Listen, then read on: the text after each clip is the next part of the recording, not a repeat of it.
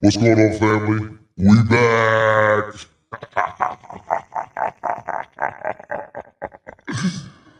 Welcome to the Get Your Shit Together Men's Podcast, where we here just playing around with these sounds and these new toys. Anyway, great show today. Paxton Baker is in the house, minority owner for the Washington Nationals. Let's go!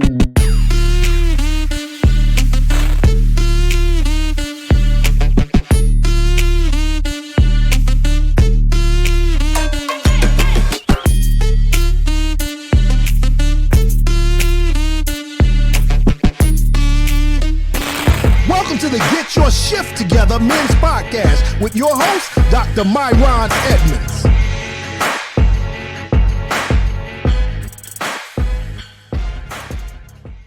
Yo, welcome to the Get Your Shift Together Men's Podcast. Yo. We here. Listen, y'all, today is going to be amazing. Thank you guys so much for showing love and being a part of this podcast today. You are in a men's podcast. I know we got a lot of sisters that watch, but I want all the brothers to know this is your safe space to win in the things that matter. Yes, sir. And I'm here with my main man who got some new saying toys is like a big pause, but he got some technology upgrades. His camera is cinematic. I told him off camera that it was cool, like, you know, the look of his camera and stuff, but I'm gonna throw him under the bus. But like, why would he do something that's gonna make us look totally different? Shouldn't there be like symmetry and agreement with what we got going on? But he's always trying to stand out. He's always trying to one up me. Always. This dude is so petty. Hey man, listen. Your camera looks amazing, bro. So I'm just trying to match your energy. I'm just trying to get in where I fit in. I don't want to be having no Keophone camera on here. You got a Sony A8 or whatever you got, bro. So I'm just trying to get in where I fit in.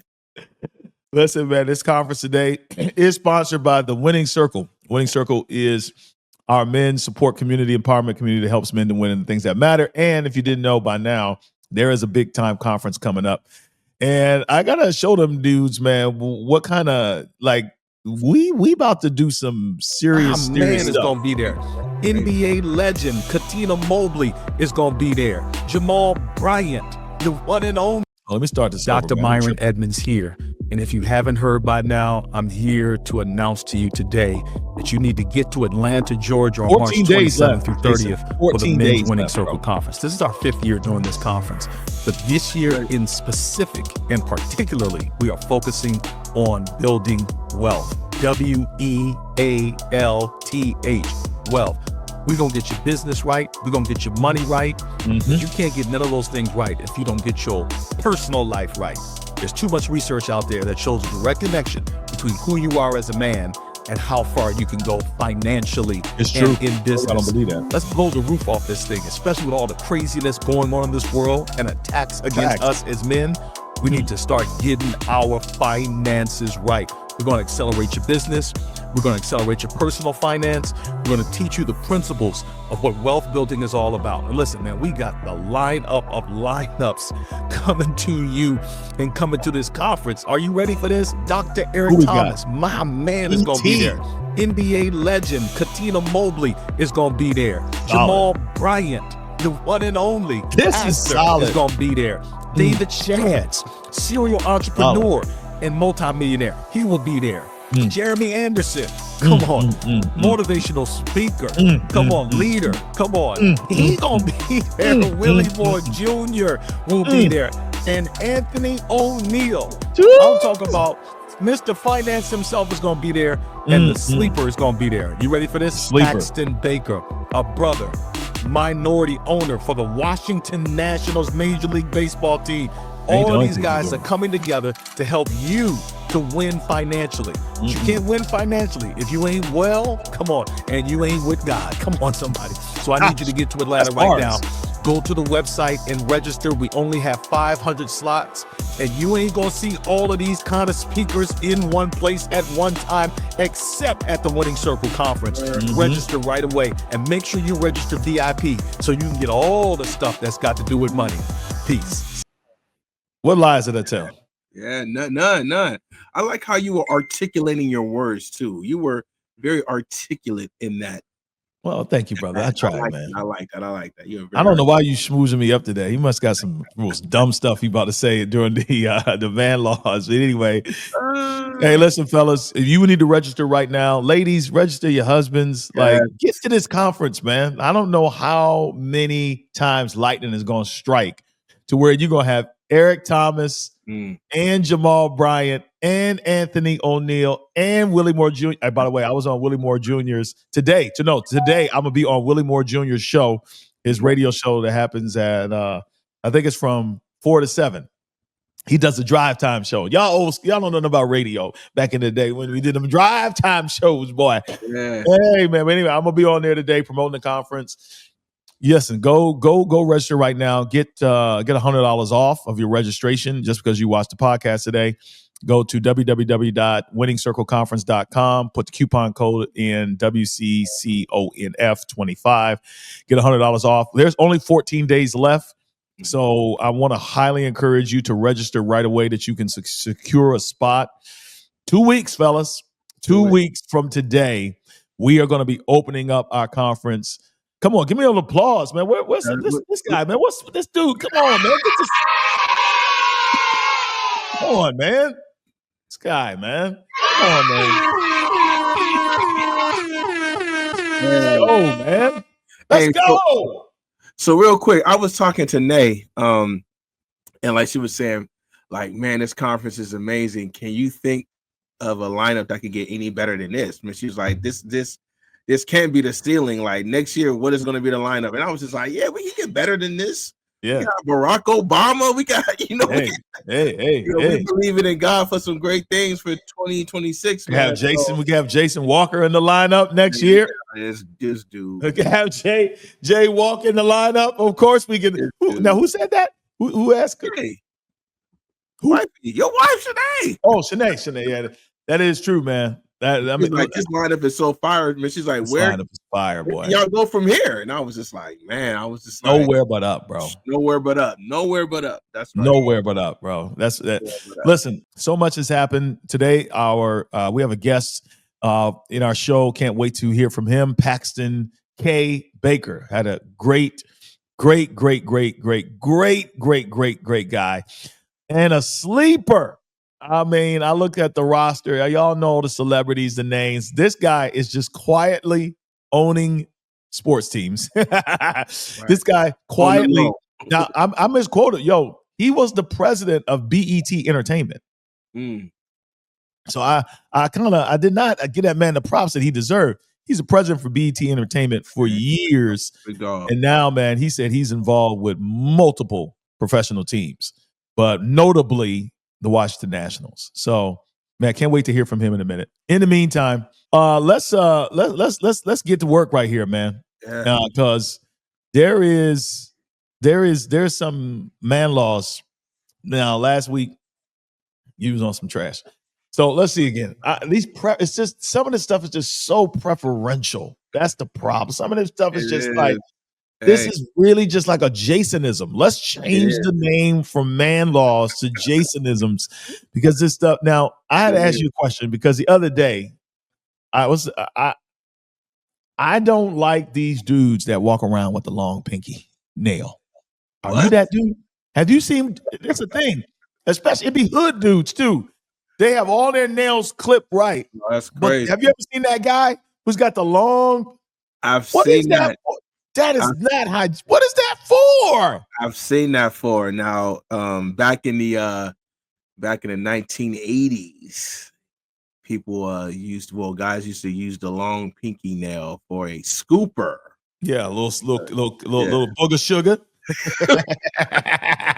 For a scooper of illegal substances. So yeah. I didn't know that they were bringing that back, but that's a weird behavior. The only other option you could have for something like that is to pick your nose, man. Yeah, that's pretty unhygienic too. No way it is hygienic. No way. It's just and a grown man. Some of y'all, you're watching me right now. You grown man, you got long nails. Period. First of all, let's just go. I know these ain't your man laws, but I gotta get something out of chest. The floor is yours. I like where you're going with this. I like where you're going with If you are a grown man and you got long nails and your nails is not clipped and stuff, and you got, and I'm talking about your hands and your feet. Yeah. Come on, brother. All right. Anyway, go ahead, brother. I'm gonna let it go. I got some man laws and stuff.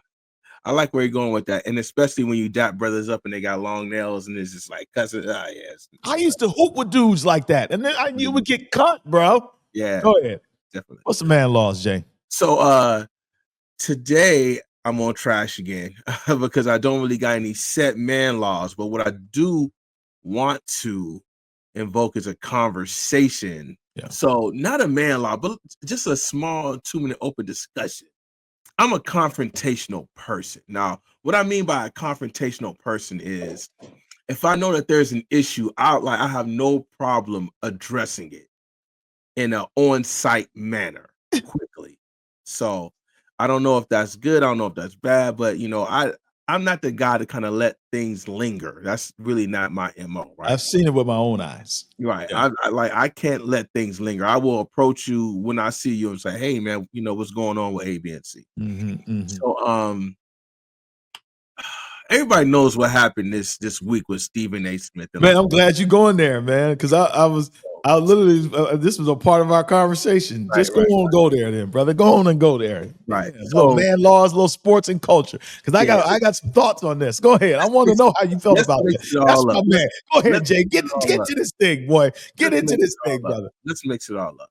So for all my people that live in the Midwest, I'm from Youngstown, Ohio, the Lower East Side to be exact. And I grew up in the area that was, you can say it was hood. I grew up in a very inner city. If those who know about Youngstown, Ohio, you know all about it. Right. And so that's kind of why I am the way I am a little bit with confrontation. I don't like to let things linger. I will address things on site. And so just a question for the guys. When is the age that you're too old to fight? What is the age that you could be like, you know what? You can't be out. My wife have even said this to me because it's been situations that I was just like, man, I'm about to just run up. Like, I'd be like, you're too old to fight. Good question. When is the age that you put the hands away? Yeah. And is it ever a situation where going outside to the grass is necessary, or not even necessary, but it's an option? Like, hey man, we might have to just shoot the fair one out back real quick, bro. We just got it. We may have to just throw a couple hands real quick. You know what I'm saying, to get this squared away. Is it ever a situation that the hands are optional, or is there an age limit that hey man, you're just too old to fight or whatever? I mean, I done see some OGs going back, or great. Are there lines that you cross or that's not to be crossed where it's like, you know what, I'm gonna put these hands on you and it ain't gonna be for prayer? So is there an age that you're just too old to be out here throwing hands, or even is there an age too much to kind of heighten a confrontation? Not a conversation, a confrontation, right? Is there an age to like, okay, I'm just gonna take the high road. The Lord needs to work on me because I'm not a high road taker. That's I need to. Maybe that's an area in my life that I need to improve on, and I'm not man enough to say I need help with that. But I'm not a high road taker. If you want to go there, I'm gonna go there with you. Sometimes I might get petty with you. That's just me. Maybe I need to grow up and mature in that manner, and that's fine. I'm a work in progress with everything in my life. But was LeBron out of line stepping to that brother on site? On site. Because I heard I got Rich Paul's number, I got Maverick's number. Yeah. Shout out to the Akron boys too, by the way.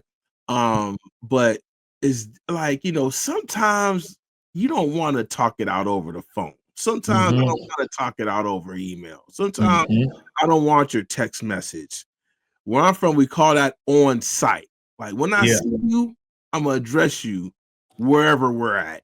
If it's at the mall, if it's at the barbershop, if it's in the middle of Kroger, it don't matter where it's at. Wherever I see you, I'm gonna address it on site. My mother, God rest her soul. I love you, Mom. God rest her soul. God rest her soul. My mother was an on-site person so much she confronted people in church. Yeah.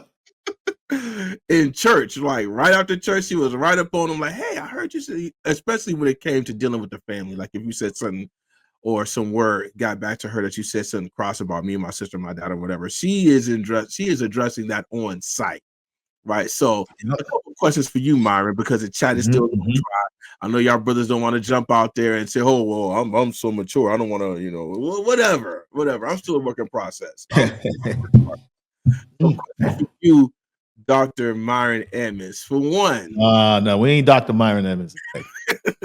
For one, and like I know you don't play about your family. I know that for sure. You don't play about your family. You don't play about your family. I'm just you got my mind going right now. So is there an age that we just need to kind of lower the confrontation? No. I don't know, man. I'm just putting it out there, brother. What I'm saying is that, so I do believe you brought us some very, very good points. So I do feel like there's an age where I wouldn't say it's an age, but there's a maturity level that you should get to where you are completely a self-controlled person and you are not being driven and governed by your emotions. Like you are not a reactor, you are a responder, right? Having said that, I don't think you're ever too old to fight. And when I say fight, it just depends on what the situation is. Meaning, I'm not just looking to fight dudes. I think that's elementary. That's immature. But I believe that we need to defend our families. There are some lines that if they are crossed, then bro, you got to return fire with fire. Right? So yes, and I've often, as a man, we think about these things a lot too. We run scenarios in our heads. I mean, I've been to sporting events and big events, and I've just, for no reason, I just run. And if this dude do this, if he do that, then what am I going to do? What are you going to do, bro? My brother, on the other hand, he doesn't. I don't even think he has these thoughts. He just reacts. He was a fighter. He wasn't the biggest guy, but this guy would always take the first hit. He just would end stuff before it started. I'm a thinker. I'm a talker. I'm not afraid to fight, but I am afraid to hurt somebody. Does that make sense to you? I'm afraid to hurt somebody. Yeah, I am afraid of that. That's so how I was kind of taught to fight, like raised to fight or whatever. My pops used to say, "Hey, if you just know that a fight is coming, you should probably get off first." Right? Because you don't want to be that guy that gets snuck and get just out the blue. Oh, that's my brother. My brother Ed, man, he got kicked out a couple of schools just because he wasn't gonna wait to find out if a dude could fight. That's a good lesson. That's a life lesson right there. Some of y'all need to bring the fight. We're not condoning fighting for everybody that might want to twist. No, we're not condoning fighting. It's just that. Hey, but listen, if you got it gets there. A dude up, then.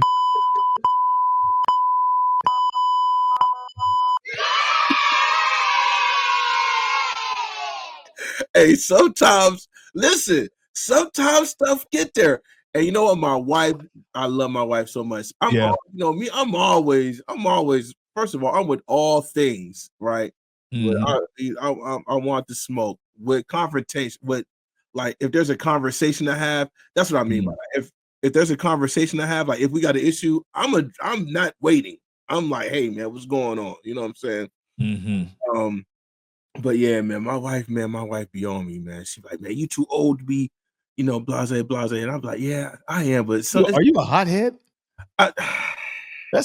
You don't want to see. You like the terminology is I'm not afraid of confrontation. But then there's that thin line between this guy, man. He's a hothead. Too much, right? No, I try not to be. Because let me give you a scenario. Hold on, because just like you said, you can't be ruled by your emotions. You got your Gucci shoes on, you got your Prada shoes on, you got your Balenciagas, you got whatever, you got them on. Some dude, y'all mean y'all at some big concert event, outdoor event, some dude walk by, he steps on your shoes. You're not fighting that guy. No. You're not fighting. No. What are you gonna do? I'm a big character guy, man. So like, we're not. That's what I'm saying. We're not on that. I want all of our listeners to understand. We're grown men. We can get another pair of shoes. We're not talking about that. I'm mainly thinking about stuff relative to family, and the defending of oneself. And there's a lot of disrespect that we walk away from, especially as Black people, all the time, just because we like, man, I got to choose my battles here. You know, some of y'all are grown men and you be acting like I was on the flight with this guy. He came on the airplane angry, bro. Dude, Black, he was a brother. And he came on angry. His wife got on there first. Now, we was flying Frontier. So he seemed like he was upset about, you know, just the drama with Frontier and how he got in, because he came in, really, really upset. His wife had got on first. So he looked like he was mad at his wife because of something. Maybe she left him or whatever. So he came mad and he was cussing and fussing sitting beside me. Right. And I'm just like trying to help the guy with his bag. I'm like, yo, you need me to move your bag. So he really not trying to engage with me. And he was a little, he didn't cross the line, but it was almost like, don't bother me right now, that type of thing. Anyway, but then he started talking to his wife sideways, bro. And I'm just like, do I need, you like, hold on, man. Like, to say today. Yeah, but not like but yo, dude, calm down, bro. I don't want you to get in no trouble type of situation. Nah, bro. But I had thought about it. I'm like, we're on a plane. He ain't carrying nothing. The worst case scenario is we just gonna be working on the plane. But he can't do nothing to me. It's, we on the plane. I've thought about the risk, but have you ever been in those situations where it's not your family, but you've seen somebody else just really, really, really like go crossing the line? You just say, look, it ain't none of my business. I'm walking away. I didn't say nothing. It ain't none of my business, bro. Because listen, I'm just like, dude. Listen, dude. He my age. Business. I'm like, what is wrong? Man, calm down. Like he totally lost himself, man. I know. But here's what happened in those situations. He already hot. You say something. Well, then what's up with you then? That's automatically what's gonna happen. You can't do that, man. Zach says, shout out to all the hotheads. God ain't through with us yet. And you know what? By the way, I'm glad that Zach Maddox just made this comment. I'm glad that because do you mind if we shift to sports and culture right now? Because I've been burning to talk about this. Thank you for raising this. Most recently in the news, Stephen A. Smith was confronted by LeBron James between the third and the fourth quarter when the Lakers played against the Knicks last week. According to the story that we're now getting, we people were ear hustling, man. They got, LeBron talking to Jefferson. What's I forgot his name. You know what I'm talking about. But he's an analyst. So apparently LeBron said to him, look, man, and I'm paraphrasing, man, when he kept talking about me as a father, he said, man, I couldn't let it go because Stephen A. Smith has been going, coming for Bronny, as he should. I'm going to say that. He's an analyst.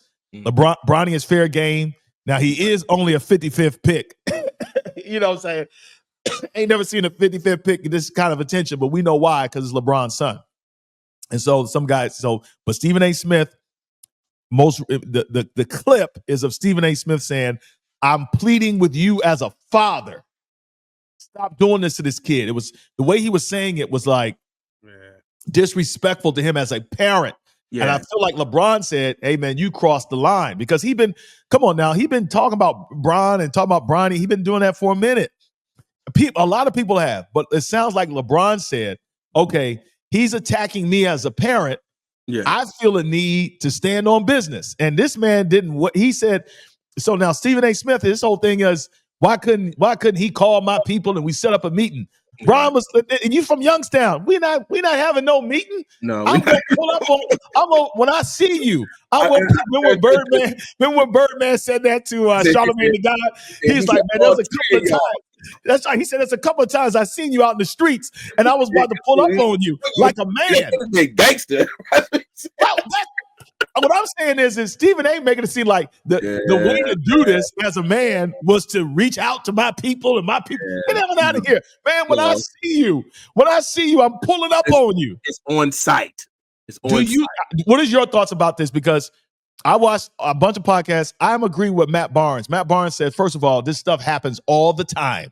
And he said it happens for less reasons. He said athletes are always pulling up on journalists and always pulling up on about something they wrote, something they said. He said, so let's not act like this stuff doesn't happen. But because it's Bron, it's starting to get a lot of attention. But I'm 100% in support of LeBron James, feeling like he needed to go and check this man on some stuff relative to his family.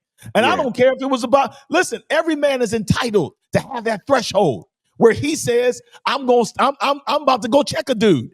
What is wrong with that? Why this now? Zach supposed to be this. Zach is talking about he's a hothead, but he's the same guy that's criticizing LeBron James. He's the same guy for criticizing LeBron James. Come on, man.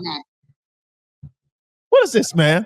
Bron wasn't clear on his grievances, but I get it. Man. I didn't realize it was during the game. Yes, it was during the game between the third and the fourth quarter. He said, I'm pulling up on him, and I'm letting him know. Listen, he's a hothead act in the moment. Oh, God. See, this is what I'm talking about. These Jordan fans that be hating on Bron. First of all, let's get this straight. Let's address something. Ain't nothing wrong with what he did. The man, ain't nothing wrong with what he did. He's talking about him as a parent. That's crossing the line. That's not journalism, man. He's crossing the line. Let's talk about Stephen A for a second, man. Stephen A, I don't know if this is going to get to you, but Stephen A, you was a straight up certified buster. On the West Coast, they say you're a custer. He a sucker MC. All my teammates out there, y'all know what that means. You a buster because for one, when it happened, you say I was concerned, or I know as a concerned father, and then I seen another clip recently that you was like, man, this is trash. See this, I can't believe. Didn't he switch up? You see how he switched up his energy?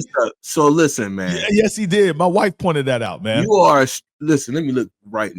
You are a straight up buster. You a straight up buster. Straight up buster because. If you feel like that, keep the same energy, bro. And I don't the same energy. What they call it? He got the keyboard courage. He's real courageous behind that camera. And that's probably a reason why Bron pulled up on you. Yes. Okay, because you're a buster. And did he not act like a buster? Didn't he act like a buster when he pulled up on him? He sure did. He sure did. And you deserve all the smoke that you got. And now you changing up your story, saying it's trash. And he might pull up on you again. Hey, right? It's a lot of players. I've seen very few players. I've seen very few players that have not taken Bron's side because they know. Now, I saw Lou Williams. You remember Lou Williams? We talk about chicken wings, Lou Williams from Magic City. That Lou Williams used to play for the Sixers. Yeah. So Lou Williams said, Lou Williams said, that when he first came into the league playing for the Sixers, he said, Stephen A. Smith, was just talking about this is the dumbest decision. This dude can't hoop. He really went in on him. And it was all, I don't know if you call this stuff analysis, but anyway, it was Stephen A. being Stephen A. And so he said he hadn't seen Stephen A. They didn't even cross paths for 10 years. He said, but he held that. And he said, when I see him, I'm pulling up on him. And he saw Stephen A. Smith, watch this, 10 years later. Man. And what did he do? He pulled up on Stephen A. and said, listen, man, what you said was some he said, that's how the conversation went. And he said, Stephen A. said, you know what? You're right. I was wrong. He's a buster. And he said he had respect for Stephen A. because he admitted he was wrong. But I see inconsistency here because Bron pulls up on him. And then the next day on First Take, he's like, all contrite and humble, and I understand he came to me as a father, and then he get on his podcast, and then he talking like like he wasn't getting punked out there in front of all them folks in that arena.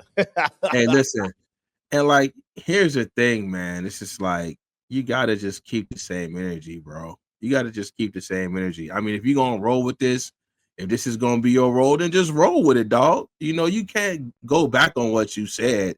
You can't act like you this and you had it here. Somebody pull up on you. You want to just back down. You know what I'm saying? So LeBron, pull up on him again. Pull up on him again and say, "Hey, I heard you retracted your statements and wanted to say something else." What's that girl's name? Used to be on ESPN, a black girl, Jamel Hill. Yeah.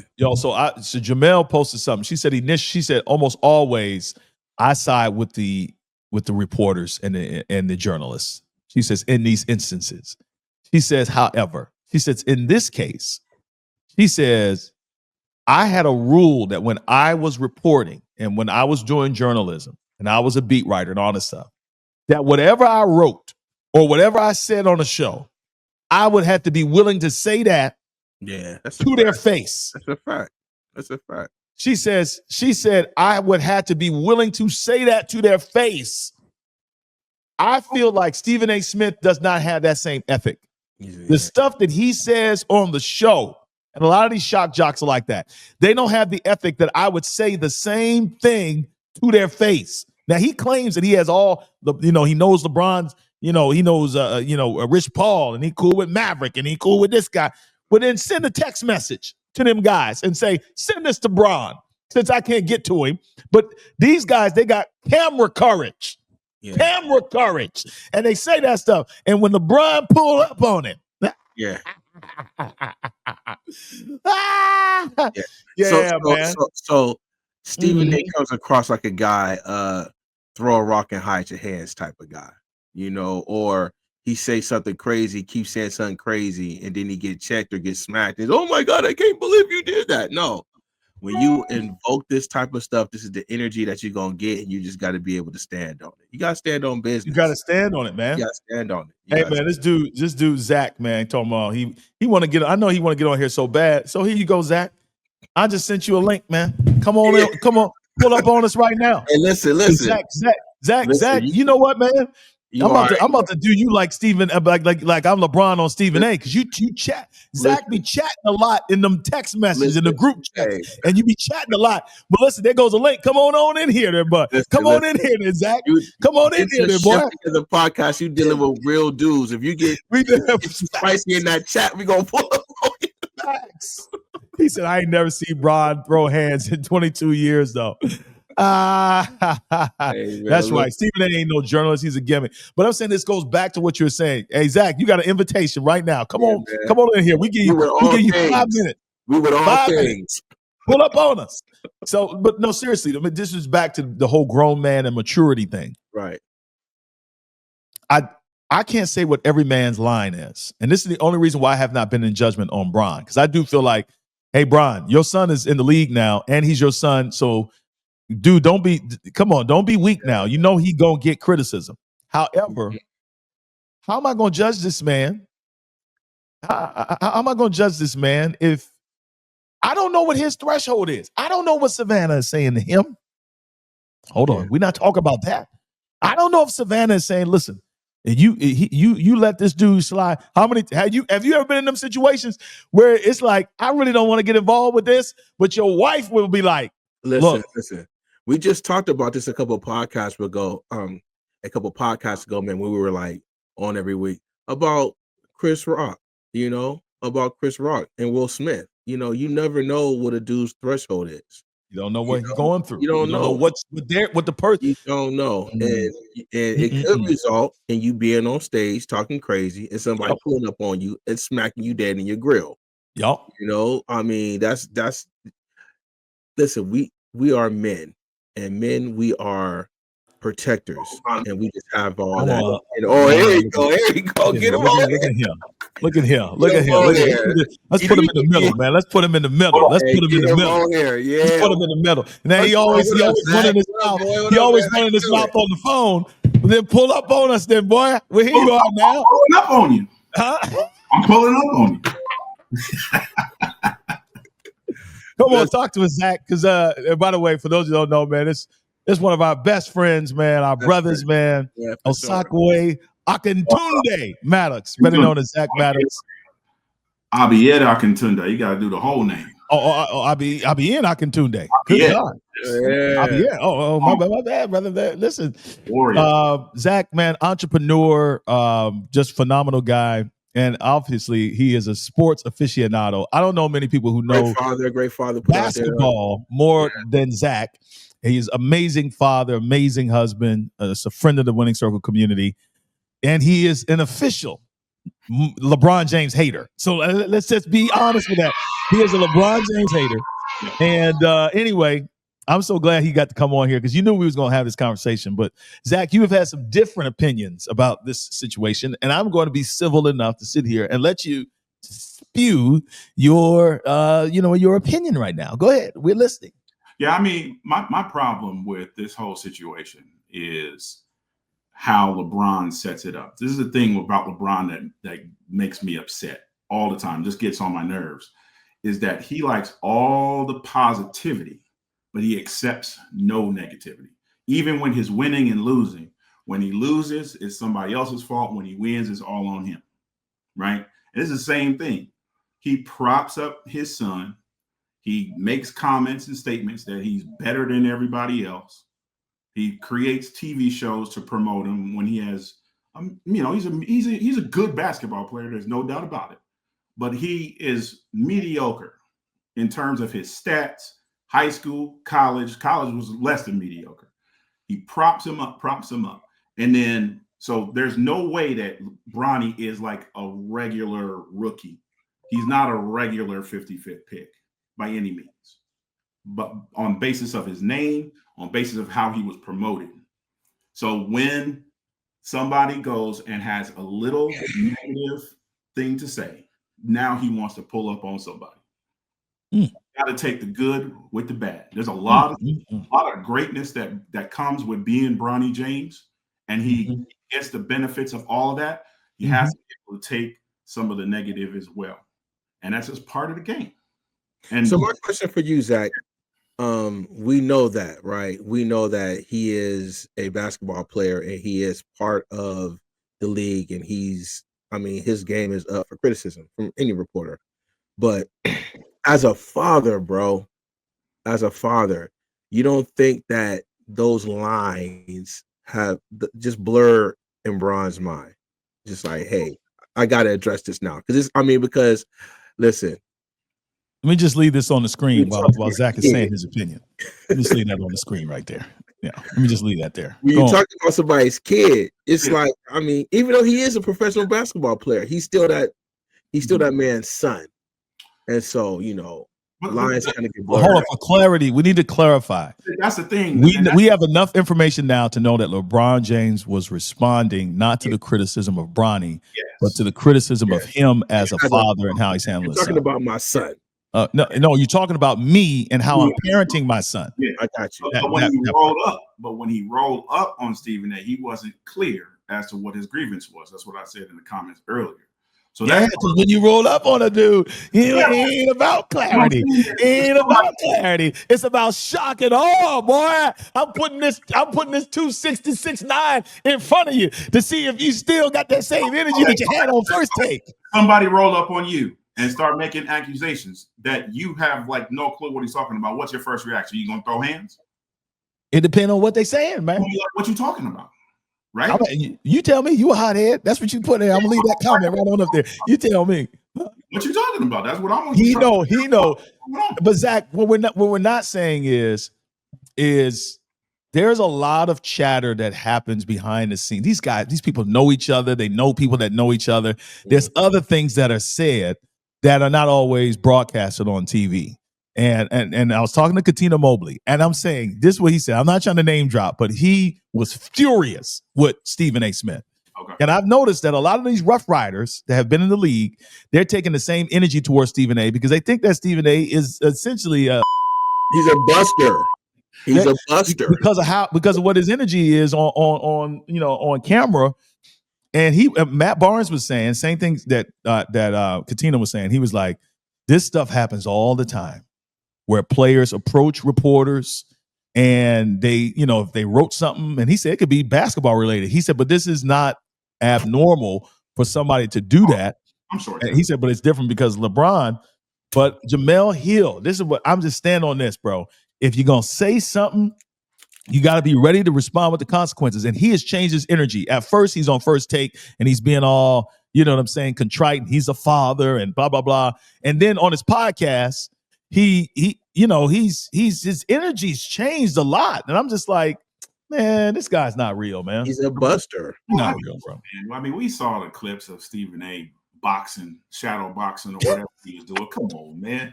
I mean, the brother is not going to grow in. That's what y'all waiting for. What y'all expect, man? He made a business decision, man. And any of us would. I mean, his weapon is his mouth. And, sometimes it's not going to catch. Zach, I want to get you on record. I want to get you in front of our audience. All right. I want to get you on record. Zach, as much as I know how much you love your children, that's a fact. The sacrifices you made for your children.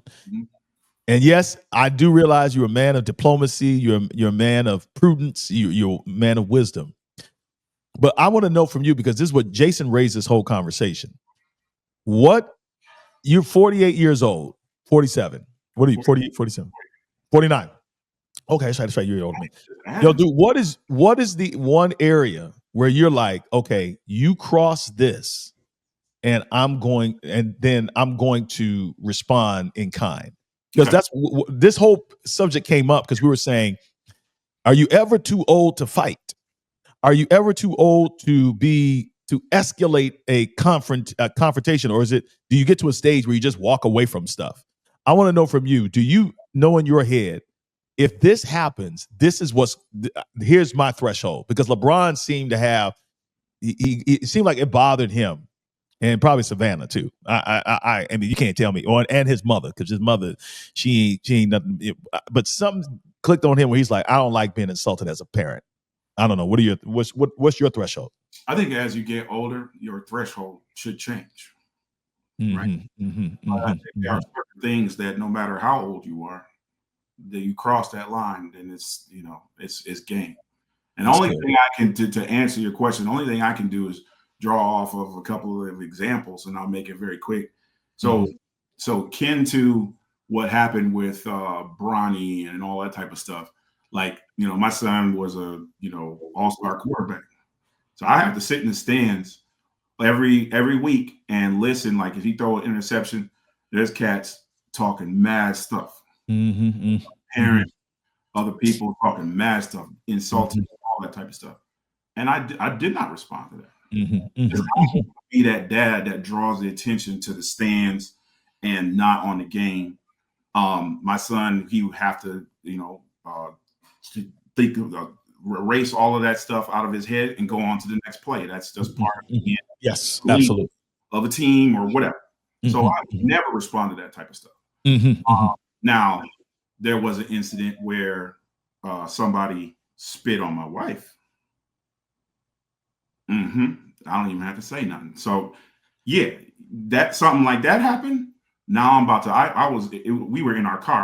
I almost ran the dude off the road. He was on a bicycle, and then I searched for him far and wide. I remember it. Was this in Cleveland? I remember that. That's right. Oh yeah, like, you do something like that, then like I go blind. This is just fire. I felt that. I just felt that. Felt that, man. I just felt that. Now, I heard what Zach just said, but I got a hot take. Oh, before your hot take, this brother just said, William Frazier, he says, the hope is that you transition from warrior to king to sage. Yeah, that's a very good comment. Yeah. So I got a hot take. Can't think your way out of everything, though. Somebody, because you can't. Let me say this real quick for you. No, when that happens, there's so much personally that you like. First of all, 90% of you feels like you disrespected my family, you disrespected me. I'm personally angry. Don't do that. You just hurt a loved one of mine. I'm coming for you. Then there's another 10%, and depending on what day it is, what's going on in the relationship, it could be 50% where it's like, I need to let my loved one know. And I ain't no sucker. Yep. I got to go home with this person. What do I look like sitting in the car pulling a sage move? I thought my way out of this. No, you can't think your way out of this. You got to do something. Yep. No. Take the risk. Go ahead. I want to hear this hot take, but go ahead, bro. No, just a funny hot take, but I kind of like where you were going. But just a funny hot take.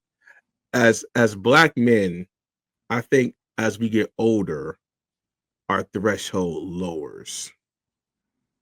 I think that we are supposed to, we do get more mature in some areas, but as we get older, as we get to be older Black men, I think the threshold for foolishness, it lowers lower and lower and lower. We all know Otis. We all know Otis the janitor. We all know Otis.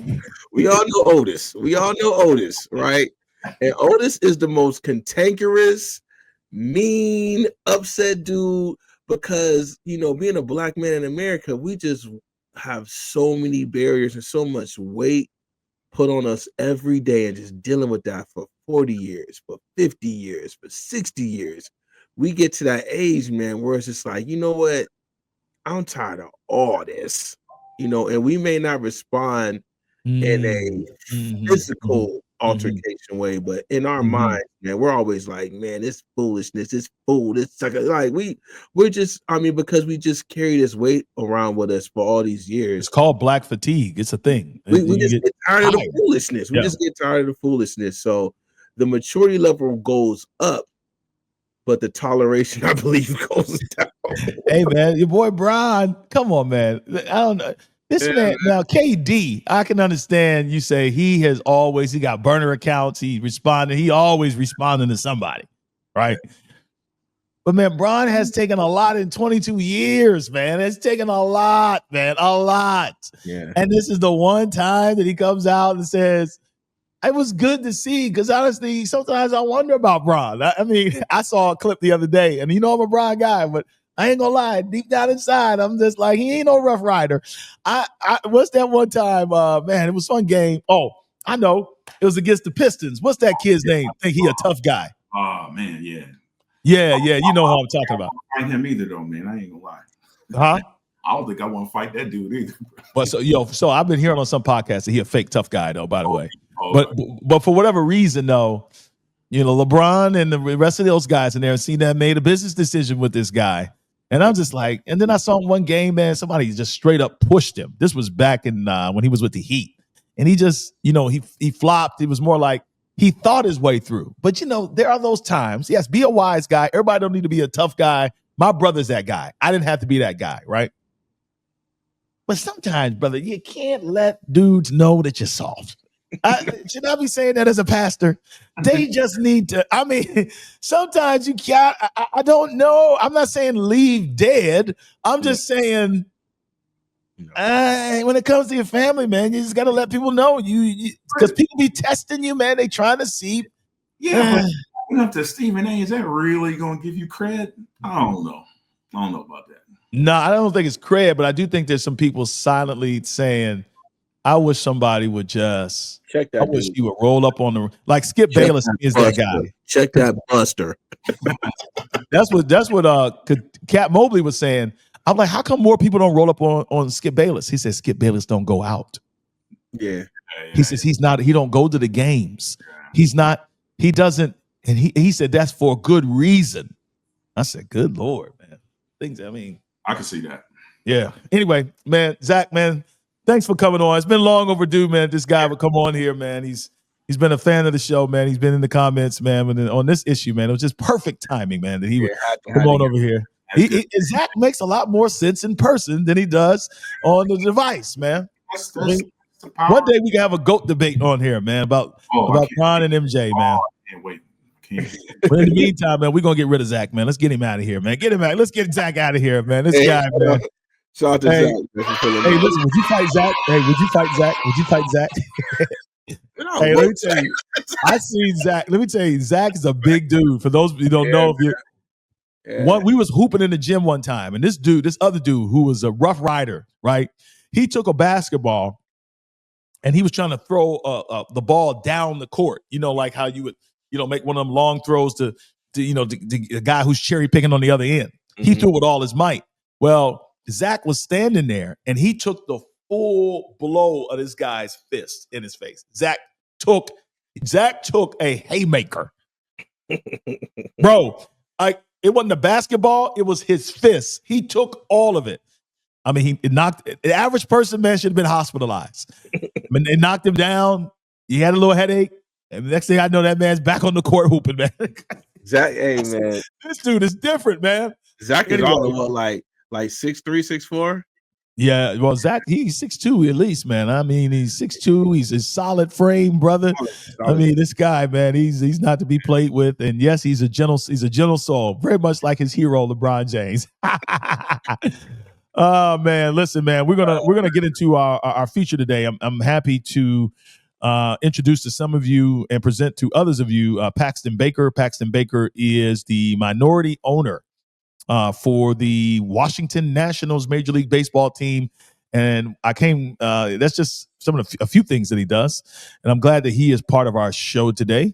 And this is going to be amazing. Y'all check it out. All right. What's going on, family? Listen, I'm excited today. We have a guest on our podcast who is new to the Winning Circle community.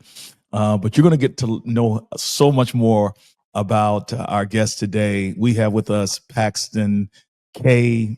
Baker. It's crazy, guys. I was speaking at an event somewhere and ran into his brother, who happened to be my university president. He was like, "You got to meet this guy." And man, the timing of this was, in my estimation, providential. But I want to give him a proper introduction and just let you know a little bit about the visionary leader, the trailblazer in entertainment, sports, philanthropic worlds, Paxton Baker, a minority owner of the Washington Nationals, former executive vice president at BET, and a producer behind some of the biggest cultural moments that we've seen. Paxton has spent over 3 decades. How does that sound when you say that?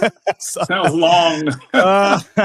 3 decades shaping culture, creating opportunities. And beyond his professional success, he's a dedicated community advocate, serving on multiple boards and championing causes that uplift and empower. Get ready to be inspired.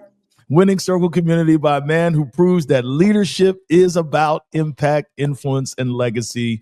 Welcome, Paxton Baker. Welcome, my brother. Thank you, Myron. Glad to be here on the Winning Circle, and looking forward to learning a few things about you as well. Yeah. And see if we can uncover a couple gems. Absolutely. So, it's interesting. I'm glad you started there, because I'm gonna call an audible just because you mentioned that. So I got this lineup of speakers for the conference, and honestly, you are the Trojan horse sleeper that I believe is going to really bring a perspective to this conference that we're having. And so I'm going to start there, because my whole journey, Paxton, has been, I think we kind of grew up in the same faith community. I pastored for many years, and man, my wife said to me one day, this was kind of the watershed moment for me. She was like, "Dude, you are Superman at church, but you're like Clark Kent at home." She was just like, there's a dichotomy of two different people here that I just don't like. And what I started realizing that I was personally dealing with, and that I think a lot of high achieving men, I was very successful in my career, did a lot of good things as a pastor, community leader, and so forth. But man, I was kind of underdeveloped as a person. And I think marriage, family, just kind of exposed that. And so I've just been on a mission, Paxton, since my own personal struggles. And I feel like we're perfectly equipped to help the current and former version of ourselves. So I'm trying to speak into the lives of brothers who are go-to men in their families, the dude that everybody's proud of out of their communities, doing very well, but just kind of have arrested development maybe in some of the other more important areas of life. And so that's why we call it the winning circle. We want guys to win in what matters and just be holistic in their growth and their development. And so that's why you're here, man. You're a family man, you're businessman. And I didn't even know it until your brother, Dr. Delbert Baker, told me that you were a minority owner for the Washington Nationals, my home team growing up as a kid in Washington, D.C. area. And there's just so many questions I have about you, but I want to start with, how do you define yourself, and how has that definition of who you are and your own experiences kind of brought you to this level of success and accomplishment in your life? Boy, good question. Broad one. I guess I think of myself overall as a striver, someone who's striving to achieve a wide array of different things on the personal front, on the business front. I would also say a work in progress, and I would also say a witness. So striver, work in progress, and a witness, and hungry for a wide array of different things from a knowledge perspective, from a life perspective, from knowledge and life. And then also, I would also like qualify myself as somebody who shares a lot as well. That gives me often my greatest joy in life is sharing the things that I've been blessed with others. I'm also a very serious volunteer. I guess, yeah, just like from that perspective, kind of every day I get after it, every day hungry for it, every day learning for it. I try not to take myself too seriously all the time, because that, to me, you can kind of run into an array of problems sometimes if you take yourself too seriously. And I'm a younger brother, I'm a father, I'm a son, student of life. Yeah, no, and it shows. I got a chance to, do a little research and just pull up some of the podcasts that you have, and it's interesting to me. I think, with what you have accomplished, both in entertainment, and I guess you can say consistently, entertainment, sports, and so forth. I got introduced to you in the BET days, growing up in the area. But I think what's profound about this, Paxton, is that out of all of the podcasts that I saw, I didn't hardly hear you speak a lot about what you have accomplished. So much of what you talked about was volunteerism, service. Man, what makes you tick? Because you move different, bro. Because honestly, if there's a lot of brothers on here, man, if we were, part owners of a major sports franchise, we'd be hanging our hat on that. But it seems like, as you said before, there's so much more about you that makes you move differently. And I want to say that you move differently. You do know that you move a little differently. I reckon. I reckon on that one. So I was working. I was on a call the other day with the press team, the PR and media squad for one of the new ventures that I put together a group and got into. It's called the DC Power. There's a new women's soccer league which launched last year. It's a sister league to the National Women's Soccer League, which has been around for about 14, 15 years, I believe, is the National Women's Soccer League. And this new league launched last year. Jason Levian, who's the principal owner of DC United, bought the franchise rights to the Washington, DC, and Baltimore markets. And I'm a part. I ended up putting together a group. He gave me the opportunity to form a group of people to come in the ownership. Always for the groups that I do, it's friends and people who I know, who I'm drawing on, and I try to share that with people, because it's not really a mystery to me on how things happen. Like, there's a fundamental process by which and by way most things actually happen. So I'll get into how that happens in a bit. But I was on with the PR team, and I was pushing Ronnie DeVoe from New Edition, BBD, who's in the group with us.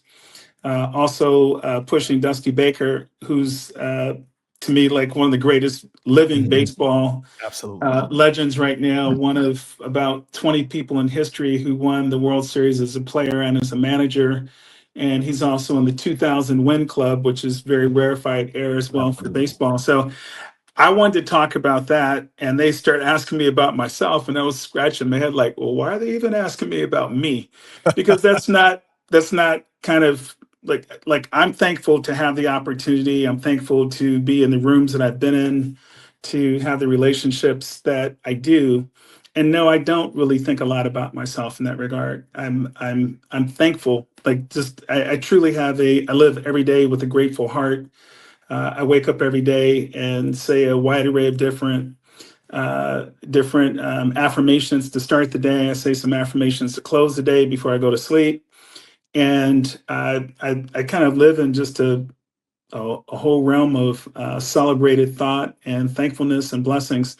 You said it earlier when you were kind of doing the introduction when you mentioned like spirituality. I work at being a spiritual person. One of the affirmations that part of one of the affirmations is um, divine order takes charge of my life today and every day. All things work together for good for me today. This will be a new and wonderful day for me, and there'll never be another day like this one. Divine love surrounds me, enfolds me, and wraps me, and I go forth in peace. Whenever my attention wanders away from that which is good and constructive, I'll immediately bring it back to the contemplation of that which is lovely and of good report. Wow. I'm a spiritual mental magnet attracting to myself all things which bless and prosper me. I'm definitely going to be a success in all of my undertakings today. So that's my North Star. That's my North Star. And of course, every day we get off track. Every day your attention does wander away from things that are good and constructive. But to me, the spiritual and mental magnet part, I try to remain overwhelmingly firm and true on that.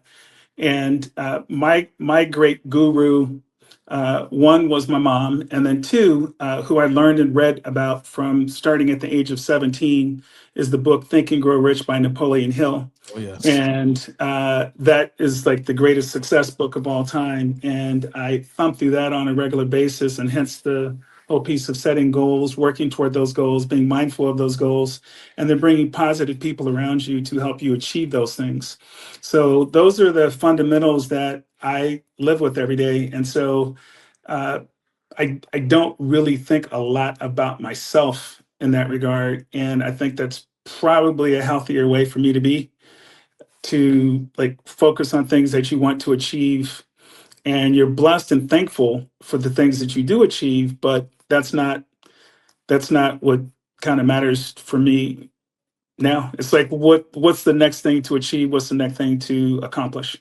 Absolutely. And I think in the humble way that you have described your journey, and I do actually want to come back to, you talked about how things work, but before we get to that, because that's a question I was going to ask earlier, you talked about you figured out just pretty much how things work, but I want to press you on this. Your resume is a very impressive resume, and this is a men's podcast. Paxton Baker is our guest today. He is chairman of the Washington Nationals, founding partner, minority owner. One of the things that we as men are driven by is, I would say, significance, maybe even purpose. And so accomplishment and achievement often comes with that.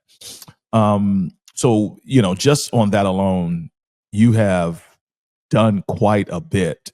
And how did it happen? How does somebody get to where Paxton Baker is as a Black man who is a minority owner of a Major League Baseball team?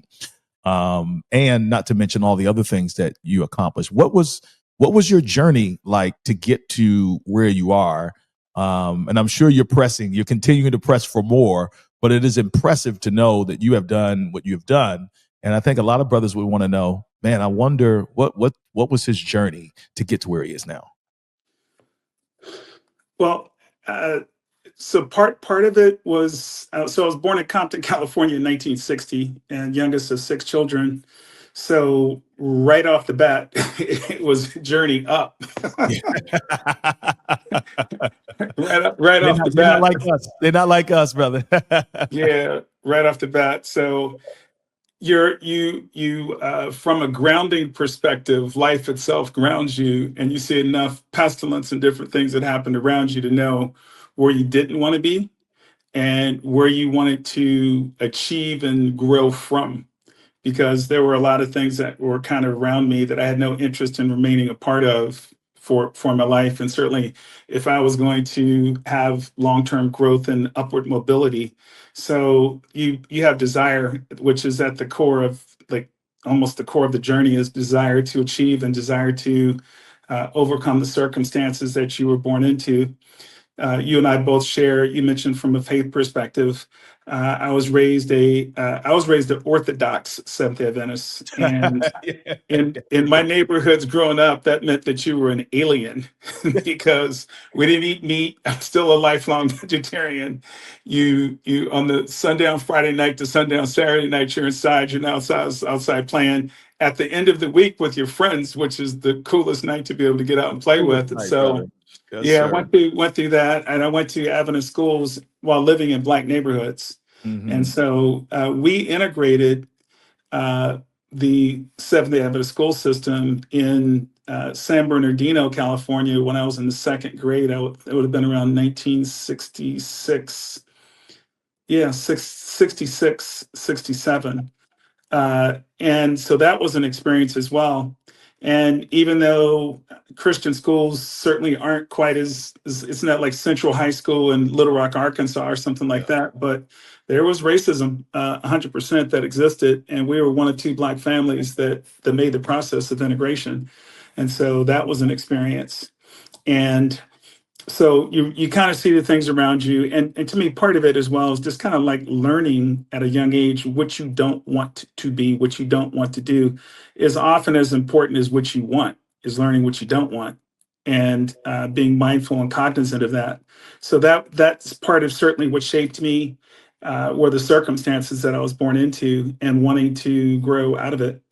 And I, retrospectively, it was a great learning experience being around wealthier and more affluent white people as a kid, because you saw what other people had, and if they had it, then the hope for yourself is that you had the opportunity to get it and to have it as well yourself. And that's kind of the way I viewed it, from that perspective, instead of being resentful for what I didn't have, or what what my parents didn't have, or what my neighbors didn't have, of like, well, how can I rise up, and how can I get some of these same things in life? There was a inner city program in 1972 in Orange County that my brother was. It was a kids inner city program. My oldest brother was one of the counselors, camp counselors there. And every Friday night, we were able to go over very affluent uh, white people's homes, and on Friday nights, and had dinner there. And I remember my grandmother talking with me before I did the first one, and she gave me the adage that many grandparents gave their grandkids of a boy, act like you've been there, and look people in the eye, shake their hands. You got to use the bathroom, say, may I please be excused to go, use the bathroom, etc. And so, like, just manners of learning those things. But when I would go to those houses as a kid, I saw how other people lived and what kind of cars they drove. And from an aspirational point of view, I wanted some of the nicer things. And so I was exposed to it. And so it's like, okay, then you start to think through, how can I achieve some of these different things? I think some of the life lessons that fortunately my mother taught me were very, very there. Some of the life lessons that the church taught me were there as well. And then when I was like old enough to kind of really aspire, at 17 years old, I was given that book, Think and Grow Rich by Napoleon Hill, which changed my life. And although I went through multiple stumbles along the way, I didn't realize until I got older, dealing with my own kids, that I had severe ADHD and some of the kind of mental health conditions that many people have and are now, or you go to counseling for, or you take medication for. I did it in the 60s when you didn't even know that you were supposed to do it. So, or didn't even know what it was oftentimes. And so, one, just being overwhelmingly blessed and good mentors. Read some good books at a young age. One of my great lights when I was younger was the great E.E. Cleveland, Earl E. Cleveland, who was a minister, Adventist minister, who was a mentor and like a father figure to me. I met Harry Belafonte when I was 30, and until he passed a couple years ago, he was a surrogate father to me and a mentor. Another mentor who I met right around the same time I met Harry was the great Clarence Avant, who put his arm around me and taught me as well. And so just older brothers, a conference that you have coming up on men's conferences. Clearly, women are a shaping component of our life, and all of us, our mothers were so critically important to us. But it's important from a Black man's perspective to see other Black men who have achieved things and to be able to spend time with them and learn from them. And so, in addition to multiple father figures, those three I mentioned who are core to my understanding of life, I have a load of big brothers who've just been integral. Verdine White from Earth, Wind and Fire, Dusty Baker, I mentioned a little bit earlier, Larry Miller, who's the chairman of the Nike branded Jordan, people who are big brothers, and so many people over the course of my life, Myron, that put their arm around me and helped me when they had no gain or no upside to do so. It wasn't like I was somebody who yo, hit him or look out for him because he's going to be able to do this for me on the other side of it. No, people who literally just out of the kindness of their heart and the grace in their heart looked out for me and taught me when people talk about the love of God, how does it actually manifest? It manifests itself through people and through deeds and actions that happen. And so in that regard, I've been so overwhelmingly blessed and learned early on from their example on how to give back and how to share those blessings with other people. And that is the core of who I am as a person.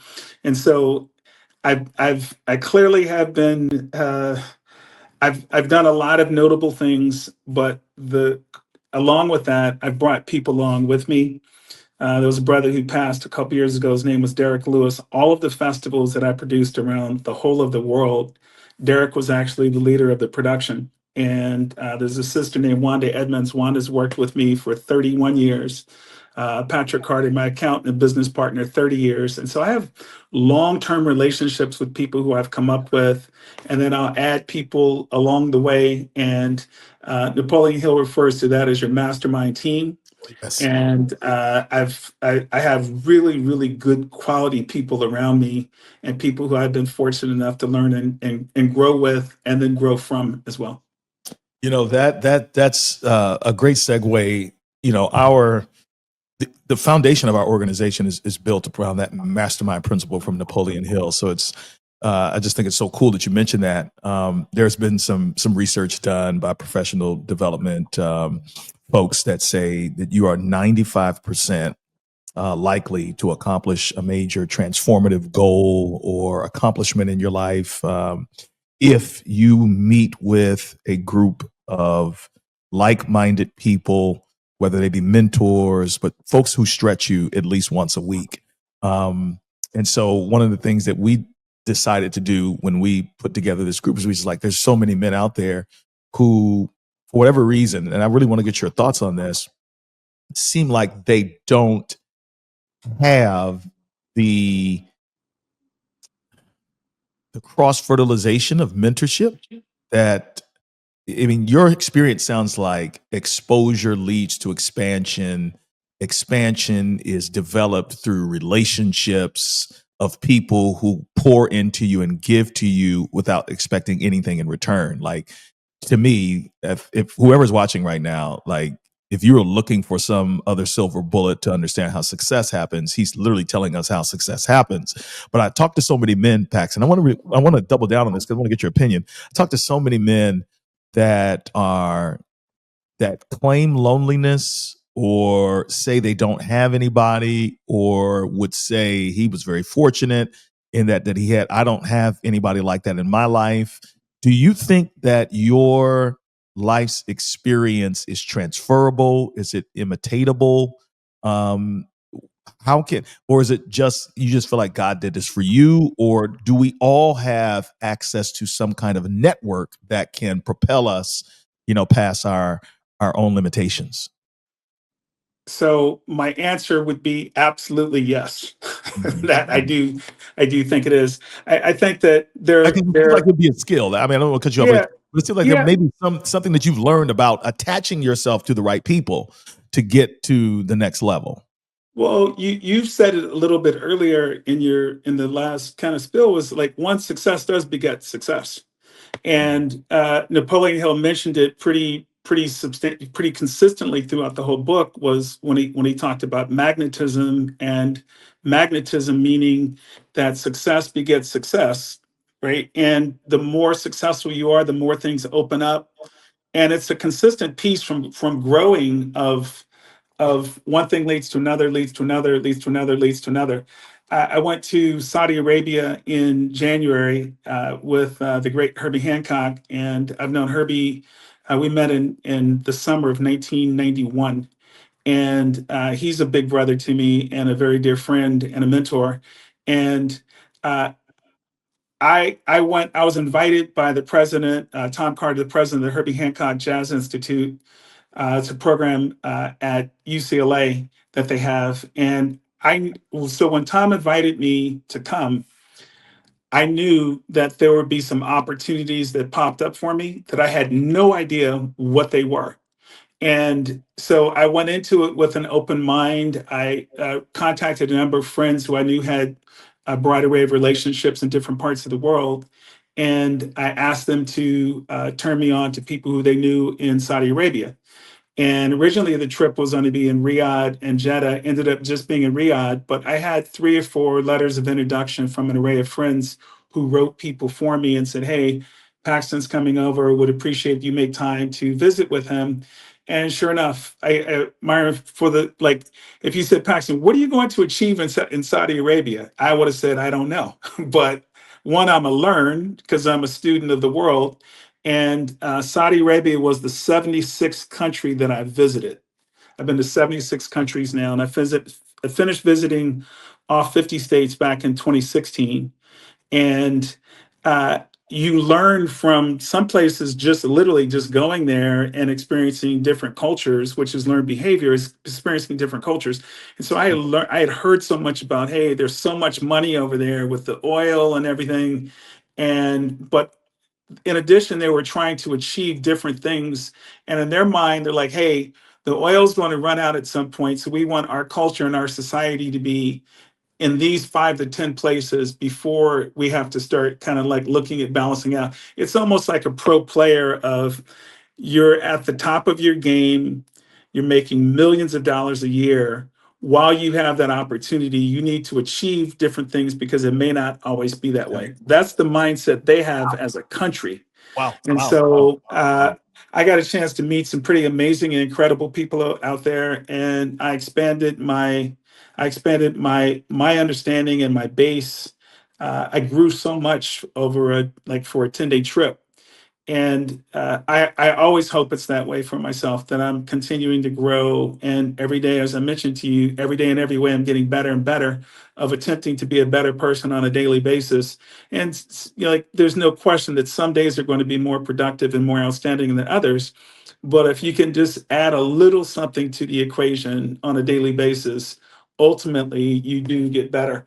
And then the other thing I would add to it, so Napoleon Hill called it the positive mental attitude. And then the next part was the sound physical health of being physically fit and physically mindful, and try to keep your health in front of you all the time, because that's the core of what you have. And so just kind of putting those things out there for myself, and trying to strive toward them on a daily basis.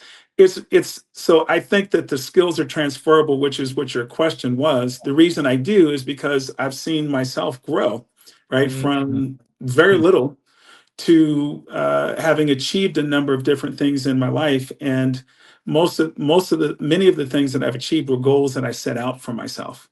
And so if you can get to the point of pushing those goals out there for yourself, and learning from people. And with technology right now, it's such an amazing opportunity. Whereas before we had to read books, and I often joke, but you can appreciate this.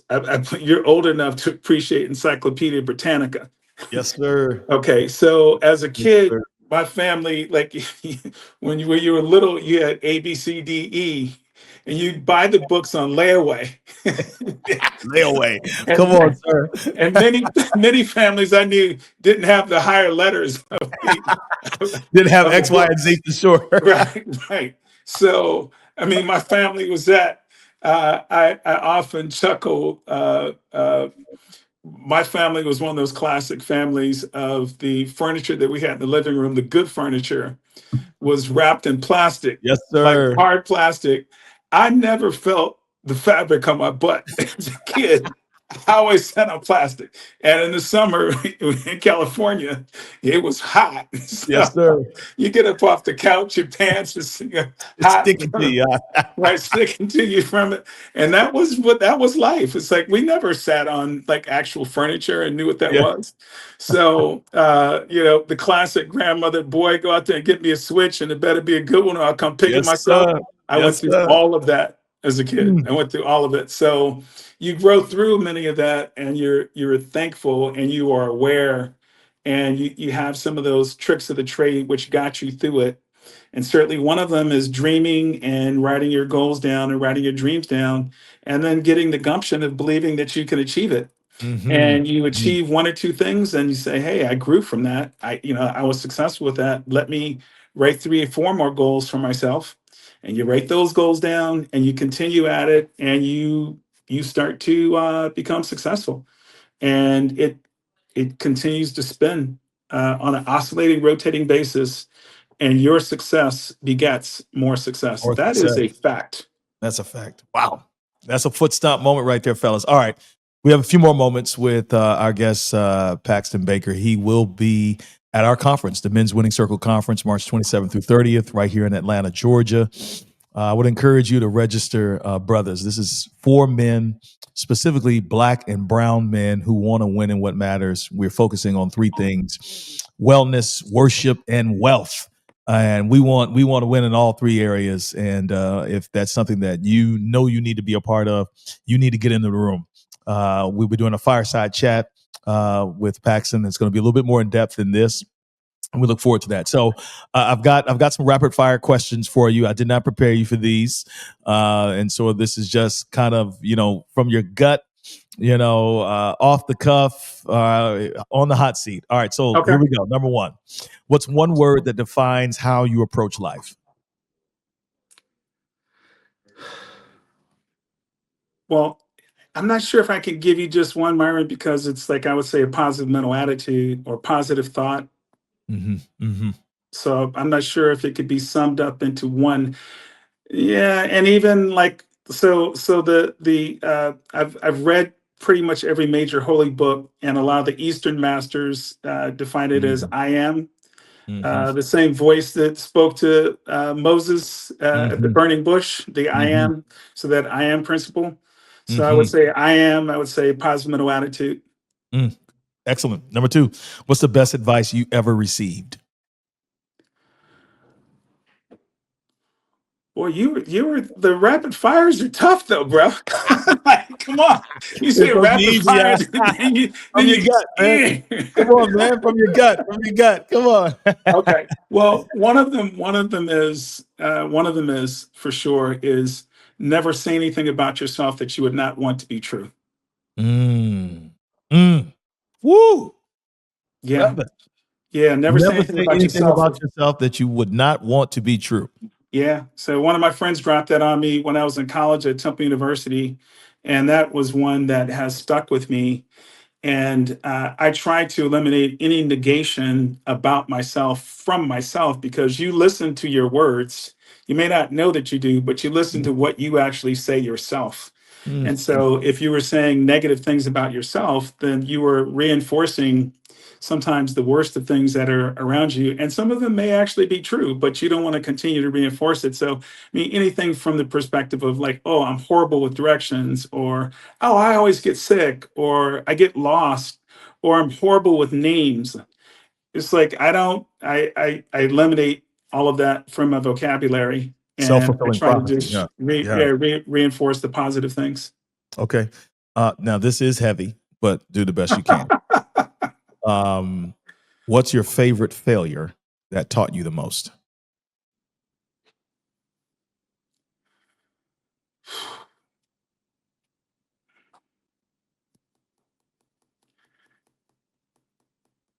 Well, so I've done rapid questions before, but brother, you are like throwing some like zingers in there.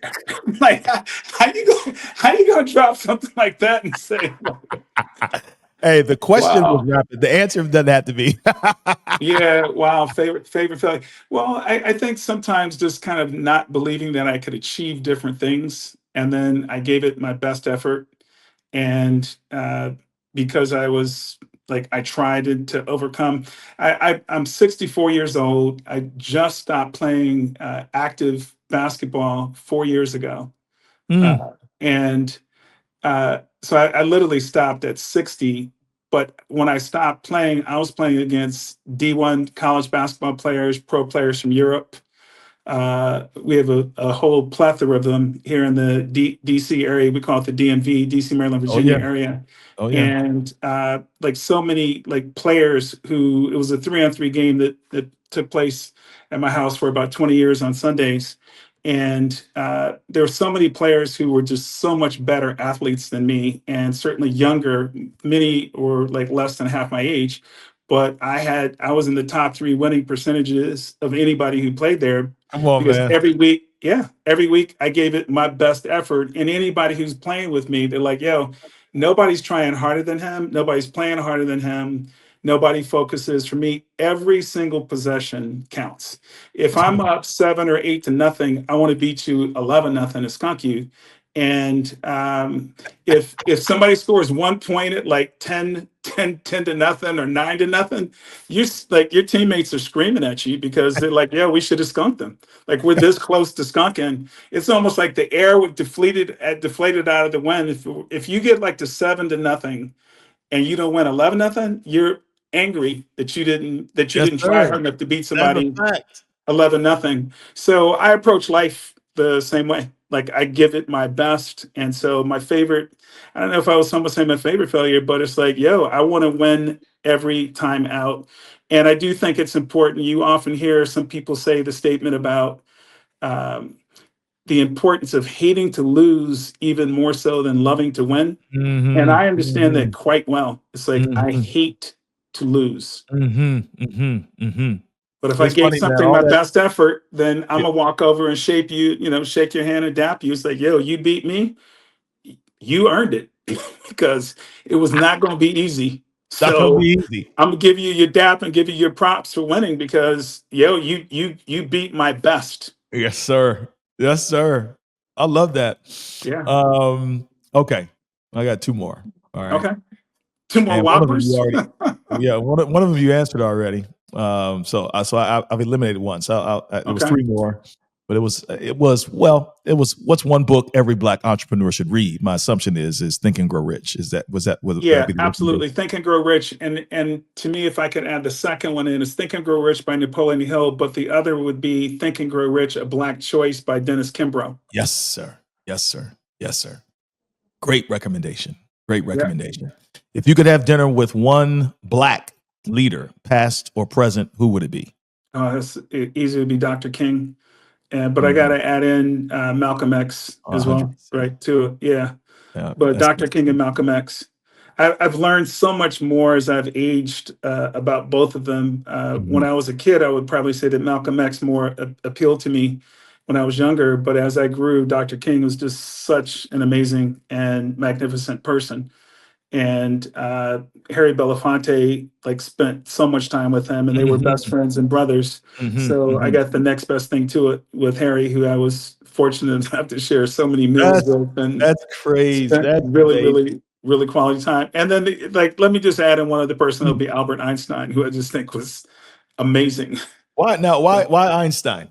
Oh, he was so incredible, and he was so ahead of his time. And every day he was thinking about, how do I do a better job of explaining relativity? And he was always working on a concept and always working on a thought. And one of the things, so Napoleon Hill talks about the 12 riches of life. And one of them it's the phrase, and a lot of people don't really get it, but it's called the hope of a future achievement. And having that hope of achieving something that's beyond your grasp.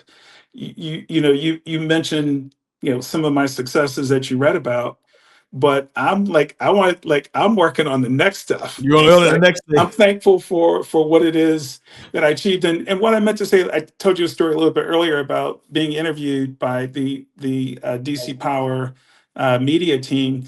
They asked me about stuff I did when I was at BET, and it's like I was like, my mind isn't even there about something I did. I've been out of BET for 10 years now.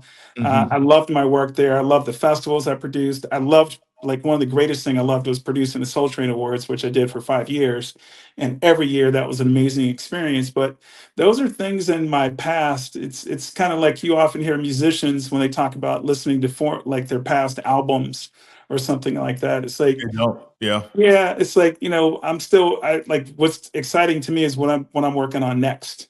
That's like, if you say, hey, what gets you up in the morning?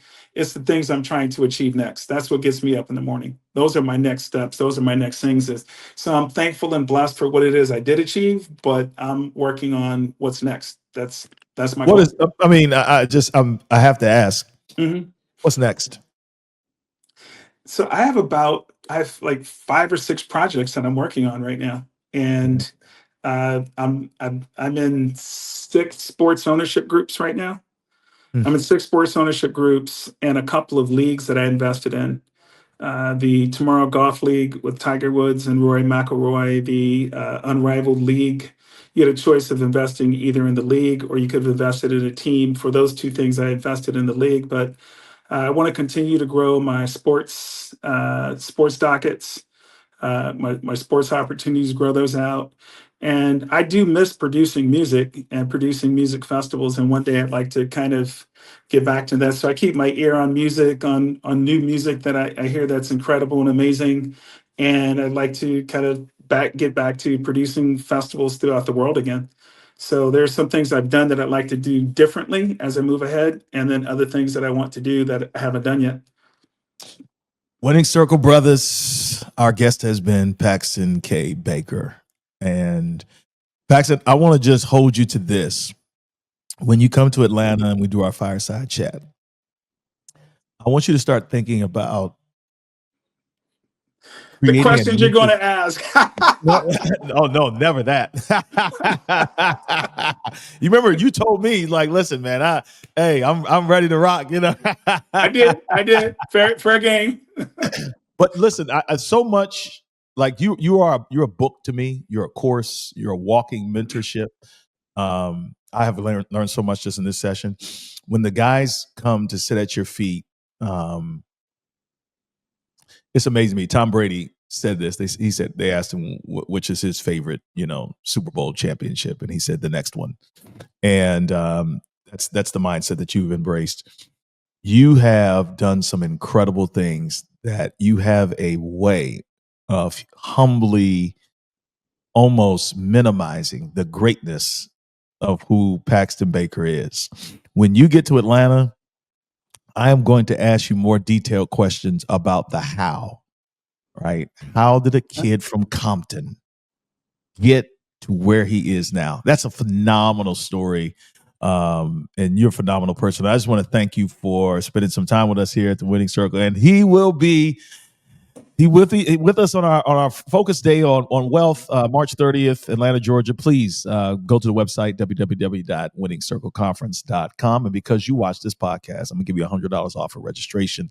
Simply just put in the coupon code WC for Winning Circle, WCCONF, WCCONF 25, WCCONF 25, and you get $100 off. But that only lasts for the next week. So go ahead and make that happen now. Where is the conference at? Conference is in Atlanta, Georgia, at the Perimeter Crown Plaza Ravina is the actual term for the hotel that we'll be having there. We're expecting about 500 men there from all over, and it's going to be great. It's going to be great. Well, before we go, let me hit you back now. So, okay. So it's at the Perimeter Crown Plaza. How many days is it? How many days is it?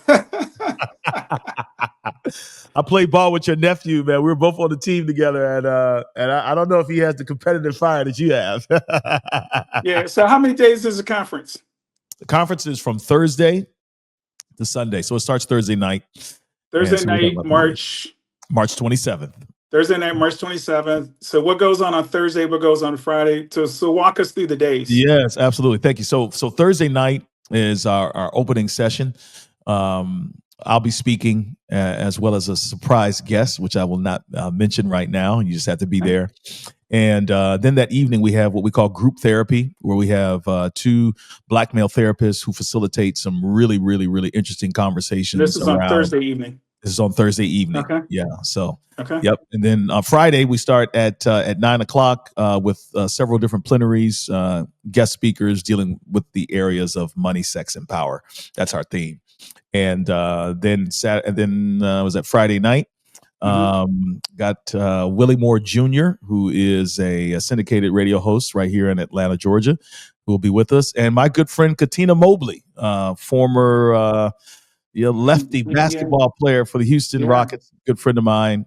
He'll be sharing with us on Friday night. And then on Saturday, more plenaries, and then Dr. Jamal Harrison Bryant, who is the pastor of the New Birth Baptist Church, will be with us. He is currently leading the Target fast in response to some of the DEI things that's been going on in our country. He will be here with us. And then on Sunday, that's the day where we got some of our heavy hitters, such as yourself, Dr. Eric Thomas, Anthony O'Neill, and David Shands, and several others to really help to take you to the next level in regards to wealth. So we got, it's a packed conference, and it's for any man that is looking to grow holistically in the most important areas of his life. Great. Well, Thank congratulations. I'm looking forward to, I wanted to learn more about it myself, and I'm sure some of the people listening will want to know about it in detail. So thank you for walking through each day. I'm looking forward to participating and sharing everything that I have to be able to pass on. Thank you for inviting me. I appreciate my brother Delbert introducing the two of us together. And I got great energy from you, literally from the outset of the conversation. I will put you on the spot and say, how long did it take me to say yes to you? He said, how long did it take me to say what? How long did it take me to say yes to you? Oh, it didn't take long at all. Okay. All right. Well, that energy I'm talking about, that's exactly what you have, brother. And I appreciate it. I felt it from you literally from the outset. So there was no convincing needed. You asked me and I said yes right off the bat because of the energy that I felt from you. So I appreciate that. Absolutely. Thank you so much. My brother. All love, man. Peace be with you. Brother. All right. All right. Peace.